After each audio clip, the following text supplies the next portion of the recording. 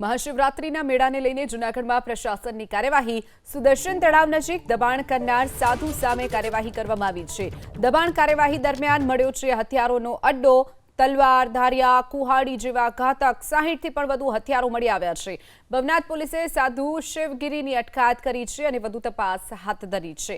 તો મહાશિવરાત્રીના મેળાની એક તરફ તૈયારીઓ ચાલી રહી છે, પ્રશાસન સજ્જ બન્યું છે, બીજી તરફ સુદર્શન તળાવ નજીક જે દબાણ દૂર કરવાની કાર્યવાહી અત્યારે કરવામાં આવી રહી છે, જેમાં સાધુ દ્વારા જે દબાણ કરવામાં આવ્યું હતું, સાધુની અત્યારે અટકાયત કરવામાં આવી છે। દબાણની કામગીરી દરમિયાન અનેક હથિયારો મળી આવ્યા છે।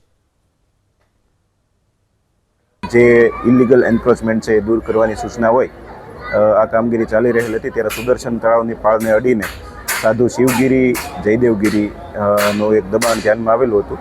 આ દબાણ છે એને તોડી પાડવામાં આવેલું છે। આ ઉપરાંત આ વ્યક્તિની ફરિયાદ એવી હતી કે એ આવતા જે ટુરિસ્ટ છે એ બધાને મારે છે, એમના હાથ પગ ભાગી નાખે છે। એના વિરુદ્ધ ઘણા બધા ગુના પણ નોંધાઈ ચૂક્યા છે અને તડીપાર પણ અગાઉ કરવામાં આવેલ હતો। તો આટલો ભયજનક માણસ હોય, મહાશિવરાત્રી મેળામાં પણ એ ખૂબ ભયજનક હોય અને લોકોને ખોટી રીતે રંજાડ ન કરે એના માટે સર્ચ પણ કરવામાં આવેલું અને લગભગ 60-70 જેટલા હથિયારો પણ મળી આવ્યા છે અને આ હથિયારો પોલીસને સોંપવામાં આવેલા છે। આ બાબતે ગુનો પણ દાખલ કરેલો છે અને આગામી સમયમાં તડીપાર કરવાની કાર્યવાહી પણ કરવામાં